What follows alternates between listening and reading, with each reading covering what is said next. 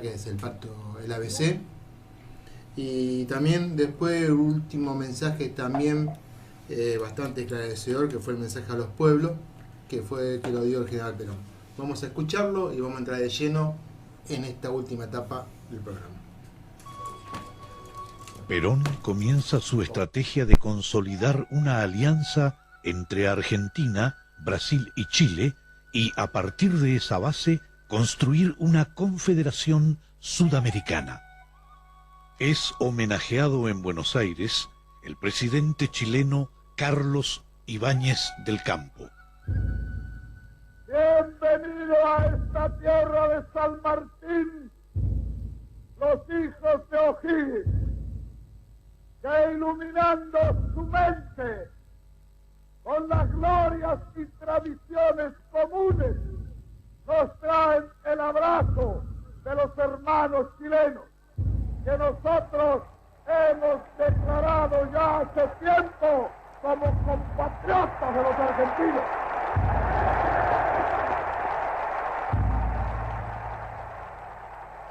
Muchos se habrán preguntado qué quieren los argentinos de los chilenos.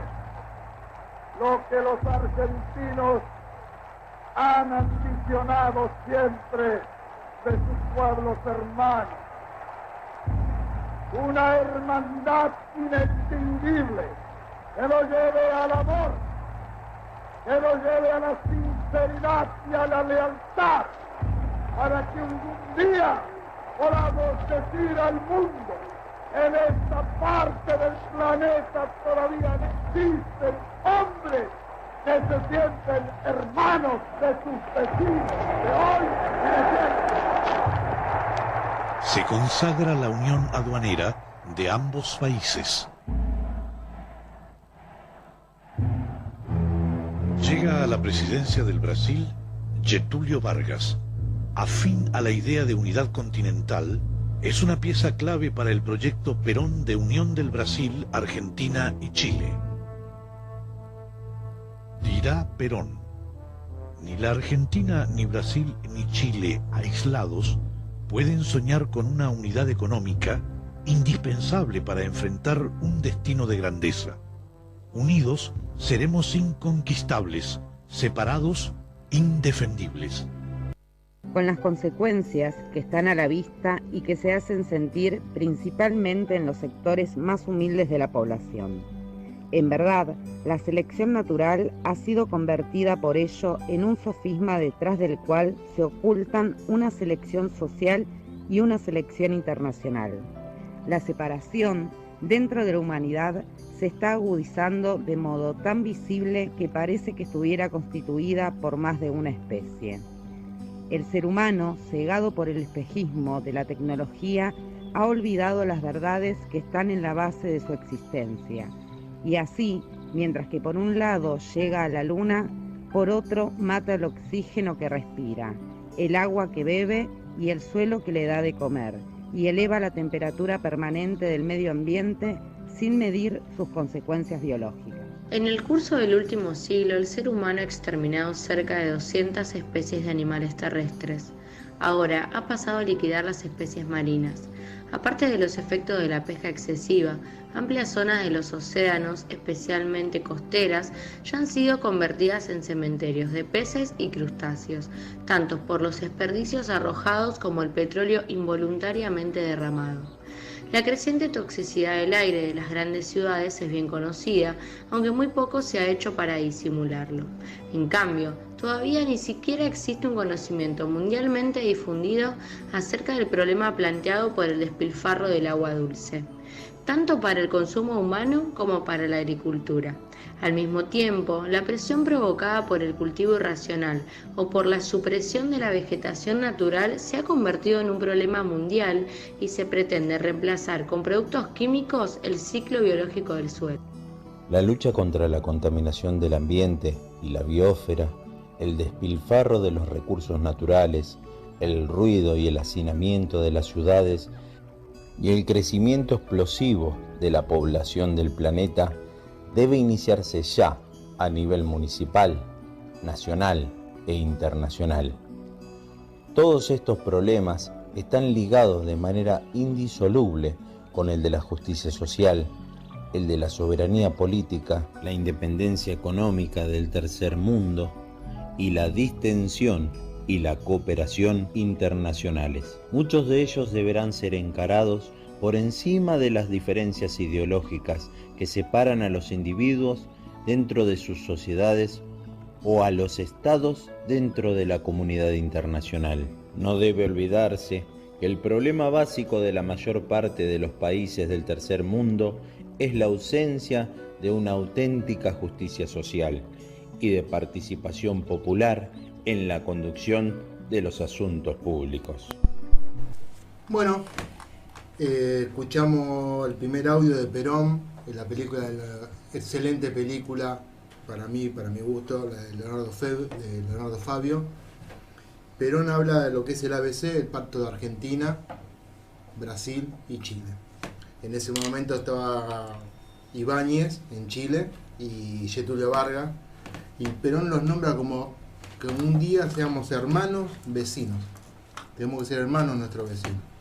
Lamentablemente la Argentina hace más de 40 años, 50 años viene con una actitud de ambos lados, ¿no? De la guerra de Malvinas, el canal de Beagle, digo, muchas situaciones de odio, de desencuentro con nuestros hermanos chilenos, y a esto sumémosle ahora el problema mapuche. Digo, tal vez por ahí el problema mapuche nos puede llegar a servir para buscar un punto de encuentro, porque el problema mapuche es un enemigo en común que tenemos ambos pueblos. Y la Antártida. Podríamos empezar a explorar con nuestros hermanos chilenos el tema de la Antártida, como dice Ariel, el tema de Mapuche, como un encuentro, como un punto, como un vértice para salir de la geopolítica de desunión que nos tienen los piratas, que quieren que haya un nuevo país que la Patagonia. Hay que dejar de lado los nacionalismos de campanario. Eso. Y empezar a buscar los puntos que nos unen y no lo que nos desunen. Hay que recordar de esa época gloriosa del general Perón, cuando proponía el ABC, la devolución de los trofeos de guerra, de la única guerra terrible para la Argentina, por lo que fue en el sentido de una guerra contra un país hermano como el Paraguay, muy querido. La guerra de la triple infamia. De la triple infamia, y Perón se encargó de cicatrizar esas heridas, devolviendo los trofeos de guerra, visitando el Paraguay y siendo nombrado general del ejército paraguayo.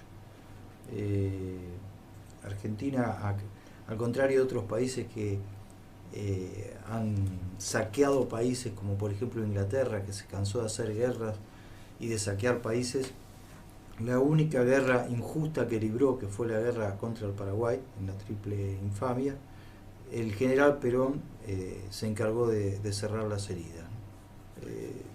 Nosotros, como nos llamamos como un movimiento de tercera posición, debemos entender que nosotros no somos patrioteros, que tenemos un concepto muy fuerte de amor a nuestra tierra, a nuestra gente, pero no olvidamos que el enemigo asusa nuestra diferencia con el vecino. Si nosotros caemos en el tonto error de lo que pasó hasta con el mismo Brasil, tenemos que ser muy inteligentes.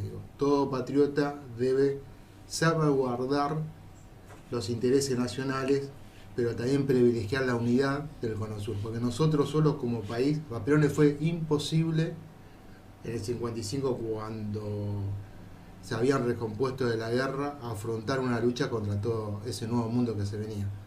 Y hoy que el nuevo orden mundial está impuesto y que viene con una velocidad imponente, creer que la Argentina solo, con una casta dirigente entregada, amazónica, cipaya, sinarca, y que nosotros solo vamos a poder enfrentar eso, me parece que vamos a errar el cachazo. Necesitamos sí o sí empezar a estrechar vínculos con nuestros hermanos de Latinoamérica, porque va a ser imposible afrontar esta lucha sola. Sí, Perón percibió lo mismo, que él solo, esa lucha, Argentina como país y él como líder de la Argentina no podía encarar esa lucha sola. Y también recuerdo hace poco Marcelo Gullo publicó documentos desclasificados del gobierno norteamericano, donde hablaba por 2 veces en esos años de haber ordenado cierto sector de las Fuerzas Armadas brasileñas, en combinación con el Comando Sur norteamericano, bombardeó sobre la ciudad de Buenos Aires. Sí. Y que Getúlio Vargas, presidente de Brasil, dijo: sobre mi cadáver, antes me van a tener que matar a mí. Lo pagó con su vida, ¿no? Porque fue un suicidio medio raro el de Getúlio Vargas. Sí, de hecho, eso sigue activo. Ese plan sigue activo. O sea. Por 2 veces Buenos Aires estuvo a punto de ser bombardeado. Con ¿cómo es que se llama? Portaaviones norteamericanos apoyando la operación y fuerzas preparadas desde Brasil para invadir la Mesopotamia. El proyecto de desunión de la guerra de Campaneros, que ese bullo que hubo de la guerra de independencia, cuando todo el virreinato, hoy somos 10 republiquetas, quieren que hoy sean más republiquetas. Lo que está pasando acá en Argentina, está pasando en Chile con los mapuches, está pasando en Bolivia. En el Amazonas. Está pasando también en el Amazonas brasilero. Digo, hay un proceso también de nuevas naciones a través de los indigenismos. Porque los grupos de izquierda perdieron esa vigencia como proyecto, entonces ahora van sobre algo nuevo, que son el tema de los indigenismos. Están trabajando y detrás de eso la logia tiene los mapuches, tiene la sede en la calle 6 de Londres. En la ciudad de Bristol, en la calle de la logia número 6. Así que son esos de los muchachos. Más simbólico. Te corrijo, ya ni siquiera republiqueta, vamos a hacer polis directamente. Sí. Yo no sé a quién le escuché que soñaba con ver las fuerzas, la infantería de monte haciendo ejercicios conjuntos en el Amazonas, la infantería de monte argentina, y los tanques brasileros haciendo maniobras conjuntas en la Pampa Argentina y en la Patagonia, como medida de demostración de que estamos unidos en la defensa del Amazonas, de las Patagonias, de las Malvinas, y por qué no sumar a Chile, que tiene el mismo problema con los mapuches de nosotros, ¿no? Conviene mirar, por esta opinión, tomar la edición 1952 o 54 de la Enciclopedia Británica, el Atlas de la Enciclopedia Británica, abrirlo en el mapa de América del Sur y fijarse cuál es la proyección geopolítica en el mapa, porque el mapa es reflejo de ella, de la geopolítica, de las islas Falkland, debería decir Falkland porque así figuran en ese mapa, y esa proyección hasta dónde llega. Esa proyección baja, se acerca baja en dirección oeste, pasa por el estrecho de Drake, continúa por debajo de Chile y ocupa, se proyecta hacia el polo sur y ocupa todo el territorio antártico argentino y todo el territorio antártico chileno, con 2 llamas para cada lado. O sea, más de todo el territorio antártico argentino y más todo el territorio antártico chileno. Esa es una de las razones por las cuales es muy importante el tema de la Antártida, para reflotar toda la geopolítica, para enfrentar eso, porque ese mapa está hecho y no es nuevo, es de 1900. Bueno, la edición que yo tengo es del 54, pero si uno se remonta a los orígenes de esto, hay una historia de la América española, de un tal Robertson, escrita en 1770, repito, no en 1870, sino en 1770, es decir, más de 250 años atrás. Si ustedes agarran y despliegan el mapa de la América del Sur, yo lo tengo, está en el último tomo, despliegan ese mapa, yo tengo la edición francesa de 1780, pero esa fue escrita en 1770 y publicada en 1772 o 73 en Londres.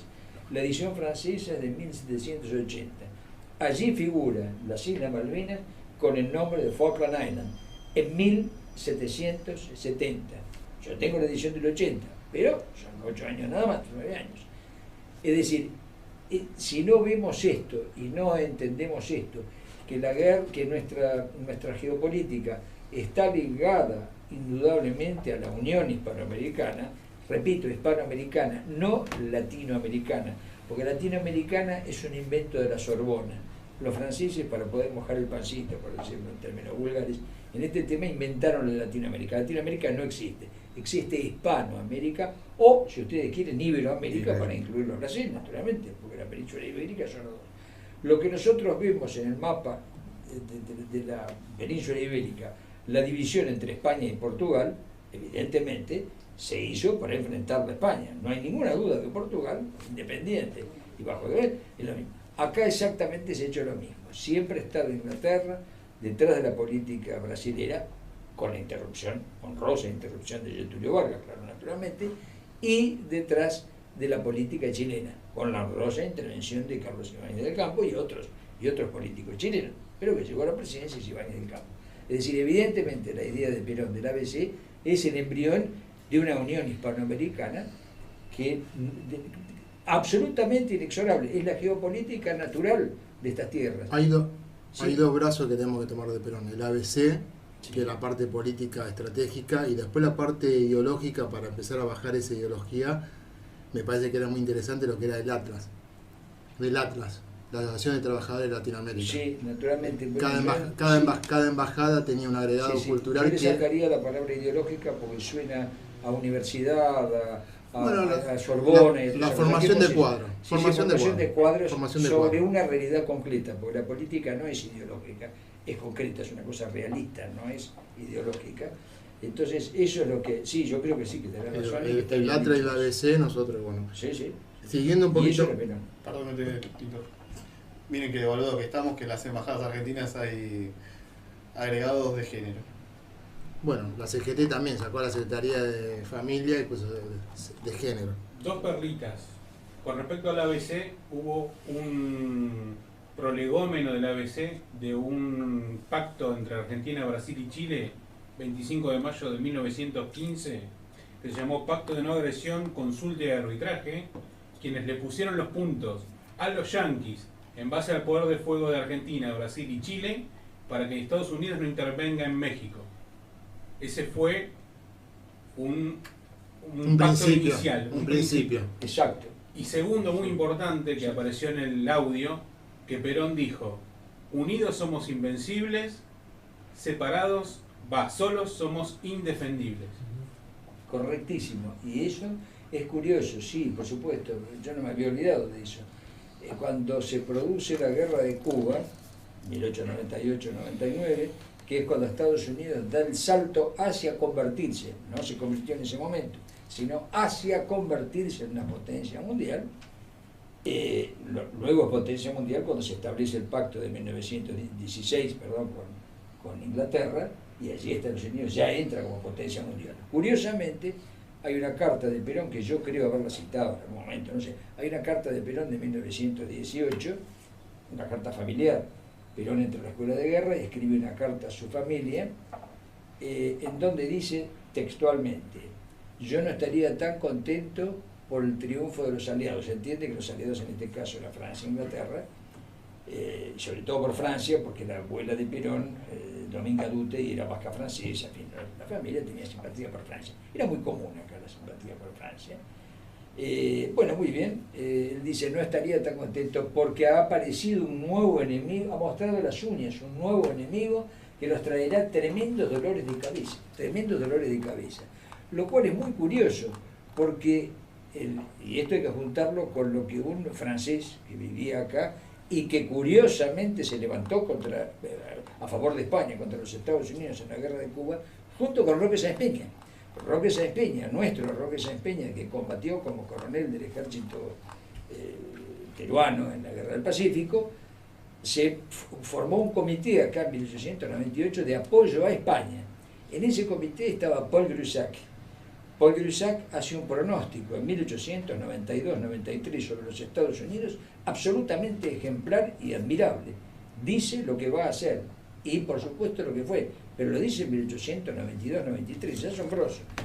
Porque Estados Unidos recién se convierte efectivamente con todos los derechos en potencia mundial en 1916, cuando se firma ese acuerdo con Inglaterra.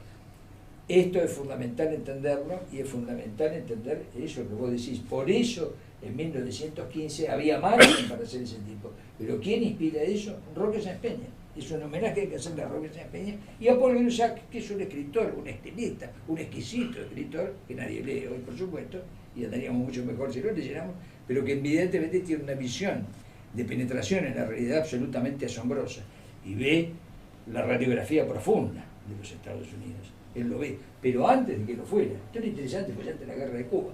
Bueno, Perdón, nada más que siguiendo con el segundo tema, que es el mensaje a los pueblos, que Perón en el año 72 empieza a tratar el tema de los recursos, el manejo de los recursos, cómo se extraen, cómo se maneja y cómo las grandes potencias van a venir por él. Digo, un adelantado en el tiempo. Nosotros debemos entender que los recursos se agotan y hay mucha gente en el mundo y esa gente que sobra en algún momento la van a sacar de ese lado y bueno. O sea, se adelantó a la ecología que hoy hablan muchos dirigentes internacionales, desde el Papa hasta los dirigentes de los países centrales. El tema es cómo vos tratás la ecología.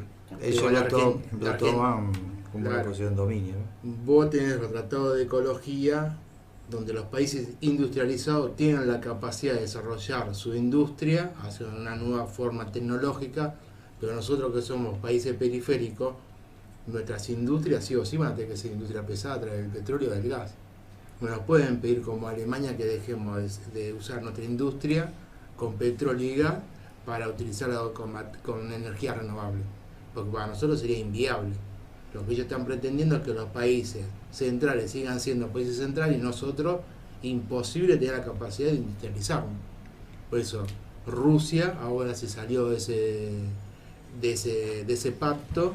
Creo que otro país más también se salió de ese pacto porque es imposible desarrollar tu industria. Traducido, ellos han hecho el desastre y quieren que lo paguemos nosotros.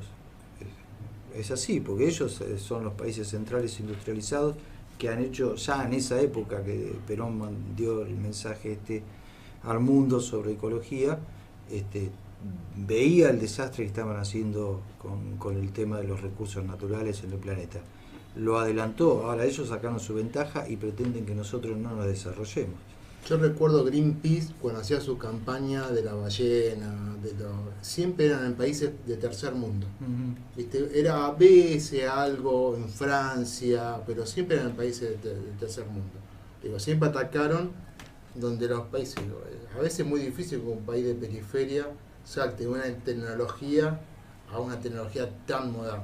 Sí o sí va a tener que pasar por ese lado. Bueno, pues hay una declaración de Greta Thunberg de hace unos años es que nos acusaba a Argentina de ser uno de los países más contaminantes. Cuando uno ve las tablas de contaminación, Argentina está muy lejos, dado que tiene muy poca industria. Entre grandes contaminantes está China, Estados Unidos y no. Bueno, pero lo que pasa es que... Y hoy Greta Thunberg, a raíz del Chernobyl de Ohio, nada está diciendo.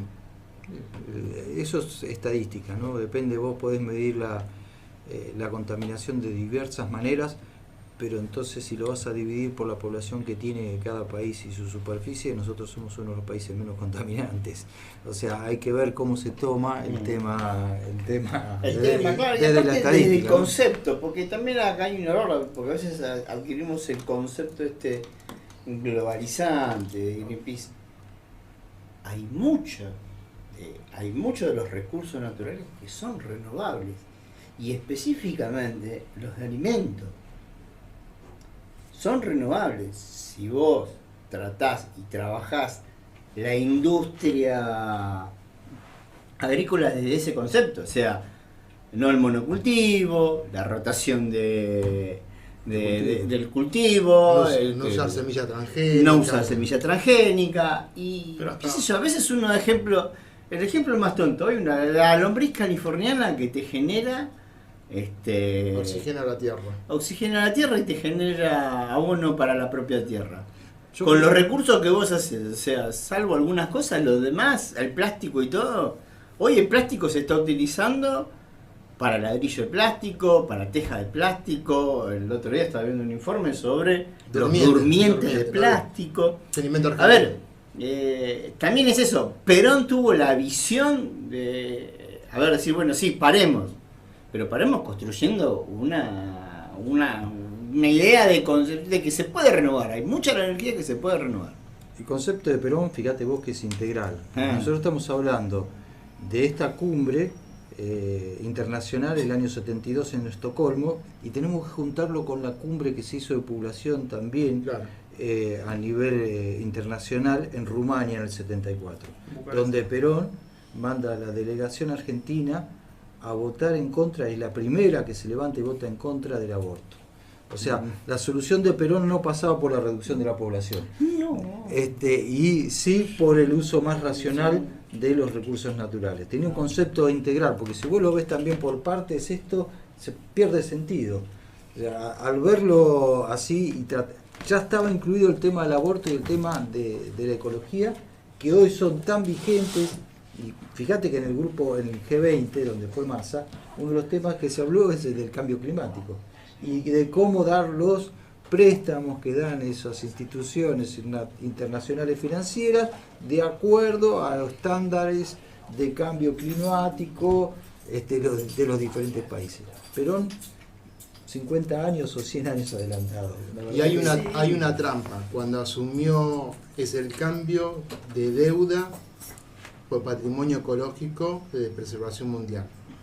Lula, cuando asumió ahora, planteó este tema, que iban a dar parte de la Amazonia para pagar la deuda. Y Massa también lo dijo asumir. Digo, hay una política de que el acuífero de Guaraní, donde está el Iberá y la Amazonia, sean como primer canje de pago de la deuda que tenemos nosotros, contraída la mayoría por empresas privadas. Hoy, por ejemplo, acá, disculpa, que está participando activamente Luis, él nos habla de la energía atómica como fuente de energía, o sea, no como un arma, sino como fuente de energía. Por eso te digo, el concepto de Perón era pero distinto a todo esto, incluso hasta que el mismo Papa habla, ¿no? Porque hoy se habla de datos sí, qué sé yo, la verdad que no bueno, me importa. En base a lo que dijiste de energía atómica, uno de los grandes detractores de la energía atómica, ¿quién es? Greenpeace. Bueno, vamos a escuchar un tema, así aumentando ya la última curva final del programa. Cuando diga el operador.